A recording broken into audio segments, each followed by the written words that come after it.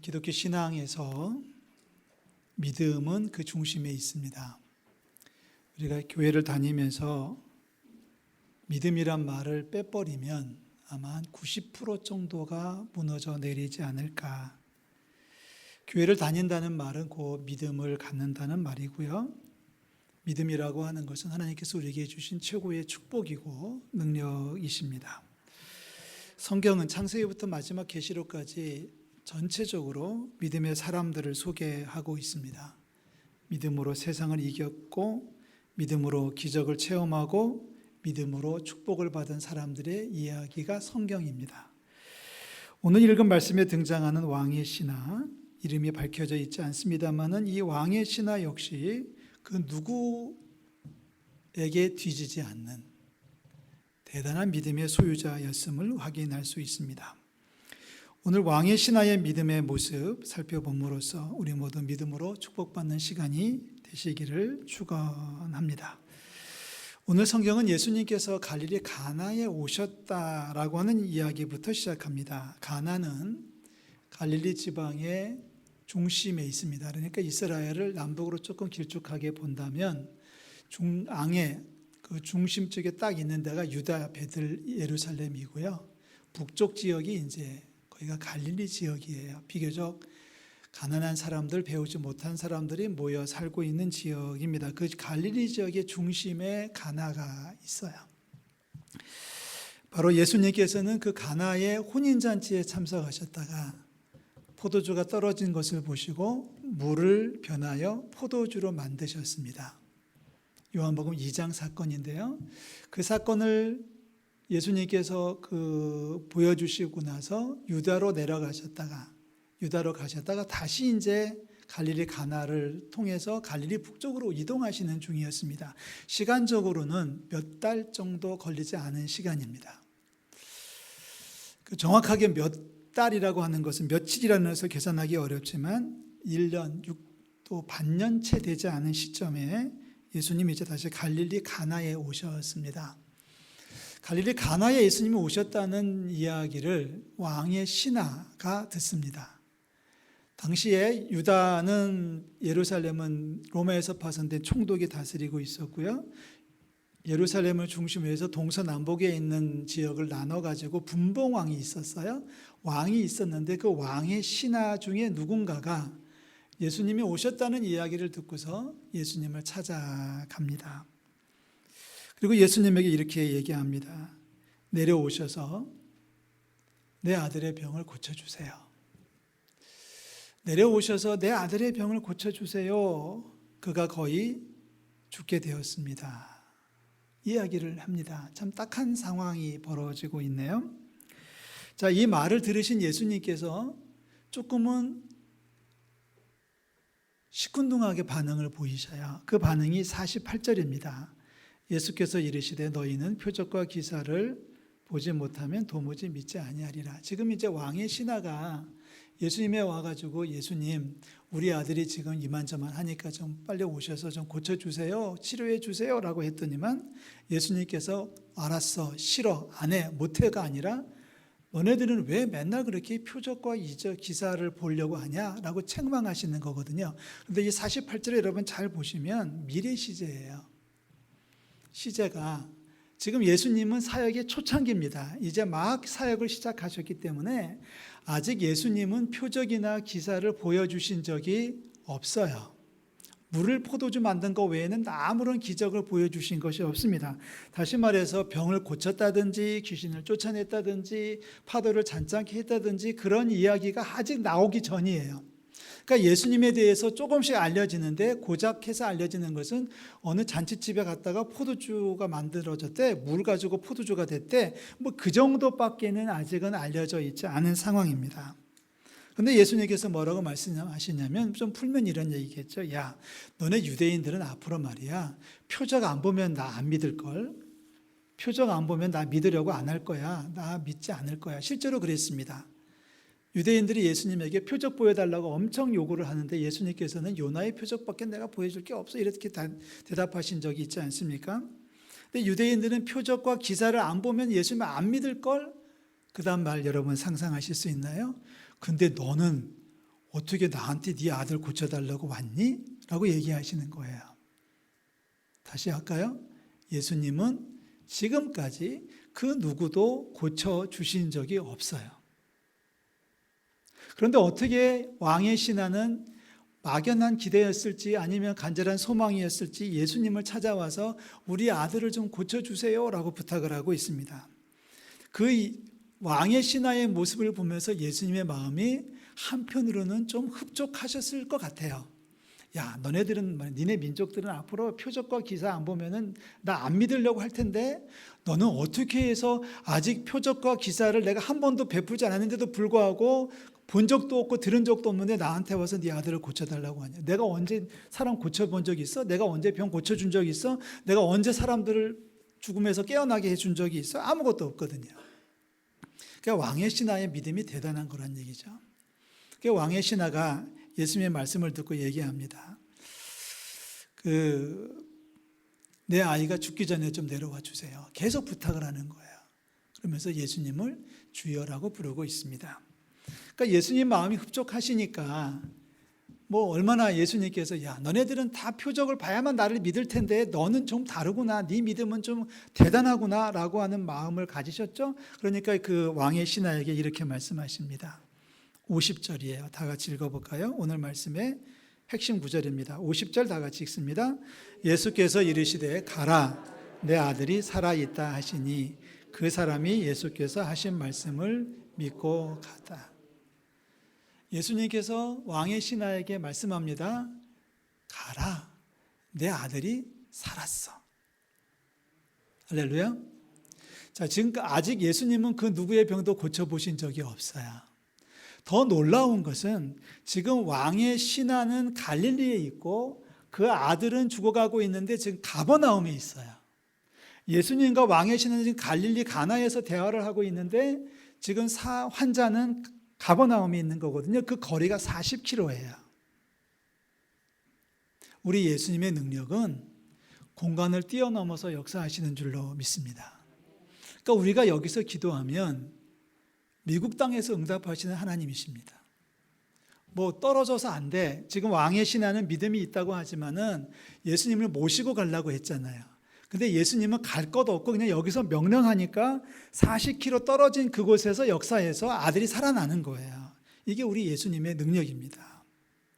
더 놀라운 것은 예수님이 가라 내 아들이 살았어 라고 말하자 이 왕의 신하가 그 말씀을 붙들고 그 말씀을 믿고 그 말씀에 의지해서 아들을 향해서 갔다는 거예요. 전화를 받은 것도 아니고 눈으로 본 것도 아닙니다. 예수님의 말씀을 믿고 갔다는 거예요. 이게 믿음이, 진짜 믿음이 여기에 있습니다. 자, 이제 왕의 신하가 출발해서 열심히 가버나움으로 가고 있는데 아마 하루가 저물었던 모양이죠. 그 다음 날이 돼서야 그 왕의 신하의 종들이 오다가 만났습니다. 왕의 종들이 와가지고 신하의 종들이 와가지고 주인에게 얘기하기를 당신의 아들이 살아났습니다. 괜찮습니다. 하고 서로 대화를 하다 보니까 언제부터 그랬어? 라고 얘기하다 보니까 예수님께서 말씀하셨던 가라 내 아들이 살아났다고 말씀하셨던 바로 그 시간 7시 우리 시간으로 말하면 오후 1시에 기적이 일어나는 거예요. 예수님이 여기서 말씀하시니 저기서 역사하시는 살아계신 하나님의 능력인 줄로 믿습니다. 대단한 믿음입니다. 우리가 예수님 앞에 나올 때 예수님 누구 병도 고쳤죠? 무슨 병도 고쳤죠? 제 병도 고쳐주세요는 말할 수 있을 것 같아요. 근데 한 번도 병을 고친 적도 없고 그리고 환자가 바로 옆에 있으니 안수해 주세요, 손을 얹고 기도해 주세요도 아니라 여기서 말씀하시니 40km 떨어진 곳에서 응답하는 우리 주님은 살아계신 하나님이신 줄로 믿습니다. 도대체 믿음이라고 하는 것은 무엇일까요? 우리는 왕의 신하를 보면서 우리의 믿음을 한번 점검해 볼 수 있기를 원합니다. 자, 믿음의 출발은 간절함에서 시작하셔야 돼요. 다 같이요. 간절함. 간절함이 뭔가요? 간절함이라고 하는 것은 한 번 해보고 안 되면 포기하는 게 아니라 끝까지 붙들고 끝까지 가는 것이 간절함입니다. 끝까지 가야 되는 거예요. 한 번 해보고 안 되는 여러 개가 있는데 그 중에 하나가 길이 아니에요. 여러분, 하나님 앞에 구원받는 길이 여러 개 있는데 그 중에 하나가 예수님이 아닙니다. 예수 외에는 구원의 길이 없습니다. 왜 아멘을 못 하시나요? 예수님 외에는 구원받을 길이 없습니다. 그러니 예수님을 붙들어야 되는 거예요. 예수님을 붙들어야 되는 거예요. 두 번째 믿음은 자기를 낮춤으로 표현됩니다. 자, 우리가 예수님 앞에 나와가지고 내가 얼마나 잘하는지 보세요라고 말하지 않습니다. 우리는 예수님 앞에, 하나님 앞에 나올 때마다 부족할 수밖에 없어요. 그러니까 무릎을 꿇는 거죠. 우리는 기도하면서 하나님 앞에 그렇게 기도하면 바보입니다. 하나님 보세요. 제가 얼마나 잘하는지 오늘 한번 제대로 내가 보여드릴게요. 라고 기도하는 사람은 믿음이 없는 사람이에요.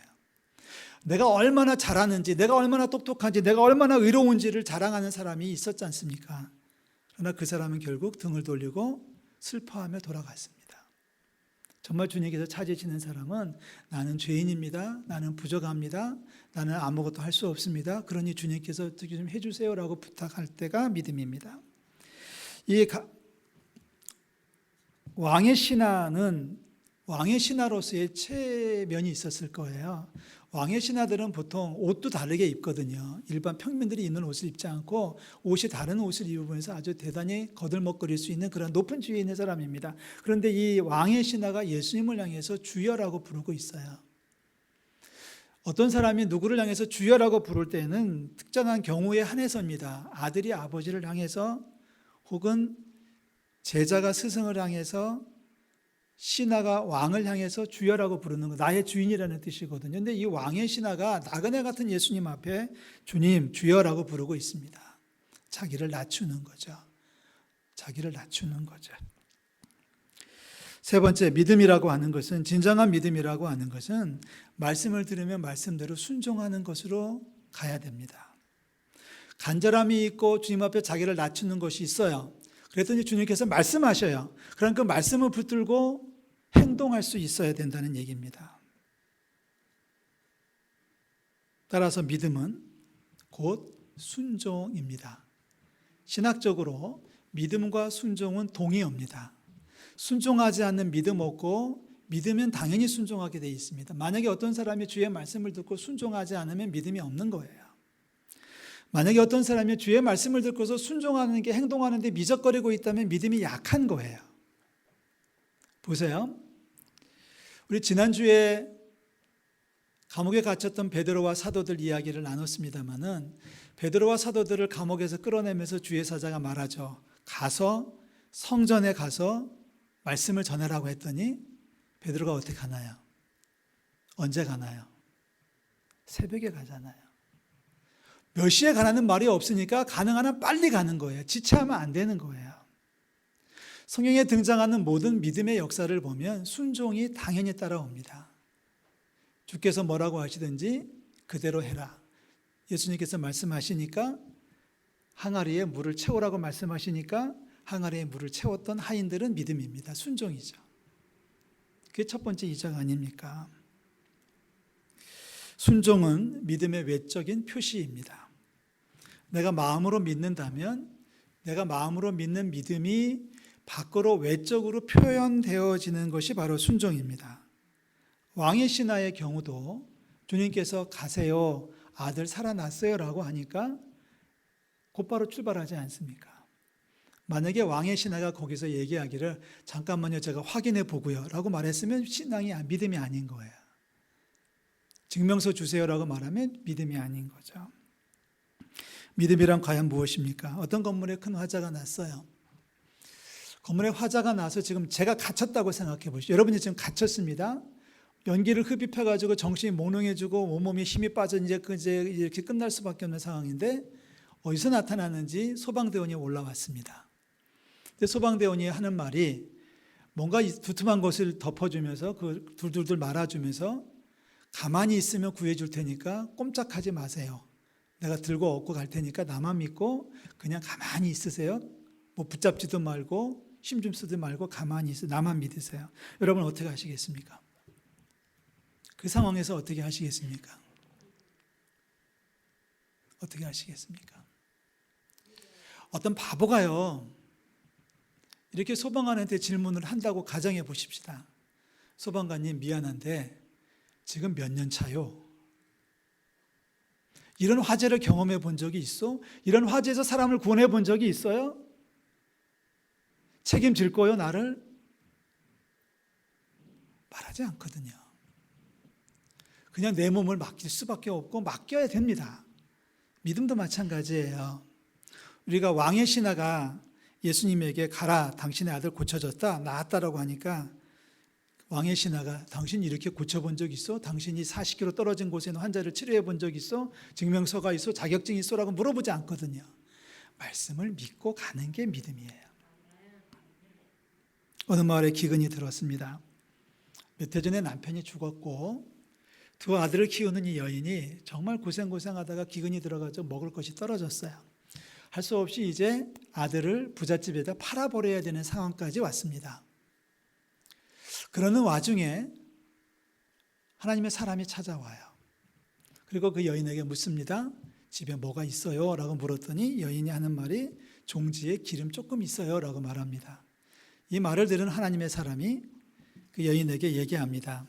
어렵겠지만 밖에 나가서 옆집들 다니면서 그릇들을 빌려오세요. 그릇들을 빌리되 조금 빌리지 말고 많이 빌려오세요. 빌릴 수 있는 대로 하여튼 가능한 한 많이 빌려오세요. 여인이 이제 그 사람의 말을 듣고 이웃집에 가서 그릇을 빌려달라고 합니다. 쉽지 않습니다. 제가 지금 얘기하는 것은 지금부터 3000년 전의 이야기입니다. 그 집집마다 그릇에 여유가 있을 턱이 없고요.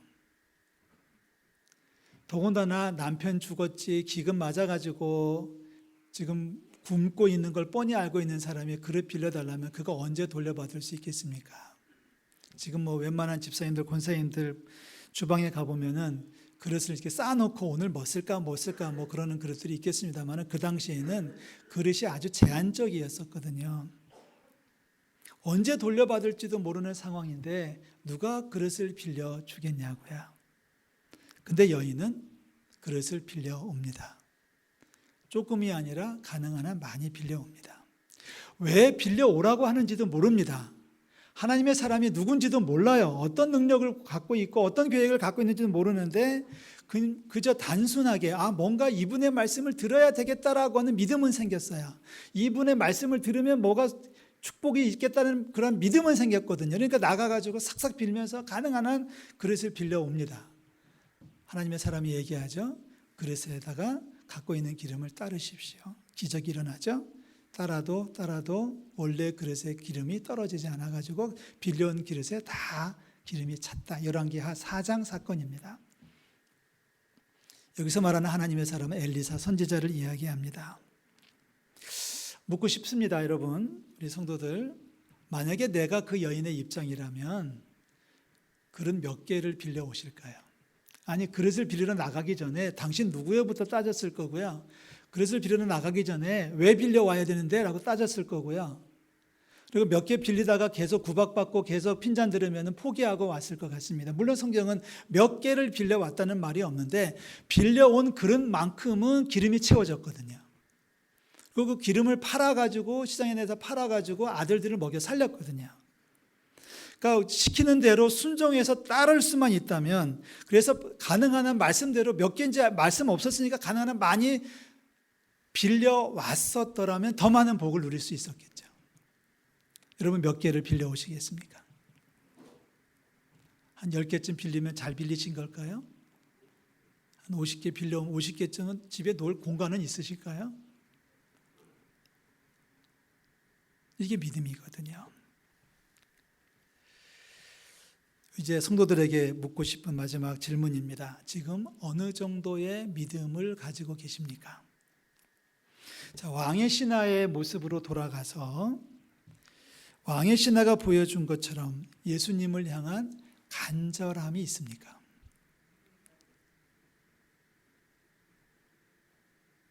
제가 저희 은천교회에서 지금까지 경험했던 가장 황당했던 사건, 지난 20년 동안 겪었던 사건 가운데 가장 황당하고 화나고 슬펐던 사건은 당신의 아들을 위해서 기도해 달라고 눈물을 펑펑펑 쏟고 있어서 저도 가슴 아프게 지금 고민하고 있는 판인데 그 분이 갑자기 시계를 보더니 연습극 할 시간이네. 그러면서 갔다는 거예요. 저는 그분의 얼굴을 지금도 잊을 수가 없습니다. 믿음이 없는 소치입니다. 간절함이 없는 거예요. 정말 큰 문제를 놓고 생사를 가늠하는 문제를 놓고 기도한다면 아침이 된 줄도 모르고 끼니를 건너뛴 줄도 모르고 기도할 수 있어야 됩니다. 이 정도가 돼야지만 간절함인 거예요. 왕의 신하가 경험했던 간절함이 있습니까? 두 번째, 예수님 앞에 스스로 얼마나 낮추고 있습니까? 아직도 내 생각을 앞세우고 있지 않습니까? 내가 더 높아지려고 하고 있지는 않습니까? 예수님을 향해서 주여라고 부르고 있습니까? 마지막입니다. 세 번째 질문은 왕의 신하처럼 주님의 말씀이 떨어질 때 순종하고 있습니까? 아니면 순종하지 못하고 미적거리고 있습니까? 마치 화재 현장에서 소방관을 만나가지고 구조의 손길을 받게 되는 그 순간에 당신 누구요? 자격증 있어? 몇 년이나 해봤어? 라고 하는 질문을 던지고 있는 우매스러운 모습으로 살아가고 있지는 않습니까? 주님이 말씀하시면 말씀대로 따르시기를 주의 이름으로 축원합니다. 저는 신약 성경에 등장하는 베드로와 바울 사도를 포함해서 여러 사도들, 여러 믿음의 위인들을 포함해서 그 누구랑 견주어 볼지라도 여기 등장하는 왕의 신하만한 믿음이 있는 사람 보기가 어렵다고 생각합니다. 예수님이 병 고친 걸 보았을 때 아들 데리고 가서 고쳐달라고 하는 것은 가능합니다. 한 번도 고쳐본 적이 없는 예수님 앞에 아들 고쳐달라고 빌고 있는 것은 대단한 믿음입니다. 그리고 예수님의 말씀이 선포되니까 그 말씀을 믿고 출발하는 믿음은 대단한 거죠. 이 정도 믿음이 필요하지 않을까요? 믿고 따르는 자에게 하늘의 축복이 임할 줄로 믿습니다.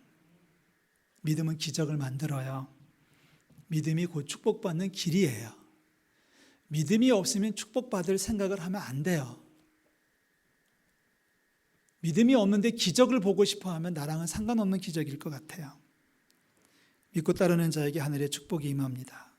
믿음으로 시작하여 믿음으로 행동함으로 하늘의 큰 복을 누리는 우리 은천 성도들 되시기를 주의 이름으로 축원합니다. 기도하겠습니다. 하나님 아버지, 이름도 밝혀지지 않은, 정확하게 신분조차도 알려지지 않은 왕의 신하가 우리를 도전합니다. 아무것도 아닌데, 아무것도 경험한 것이 없는데, 표적과 기사를 보지 못했는데도 불구하고 예수님을 향해 달려나와 아들을 치유해 달라고 부탁하는 왕의 신하의 믿음, 오늘 우리들의 믿음이 되기를 원합니다. 주님 앞에 간절하게 하시고 주님 앞에 낮아지게 하시고 주님 말씀 선포되면 말씀대로 살아가는 저희들 되게 도와주시옵소서. 예수 그리스도의 이름으로 기도하옵나이다. 아멘.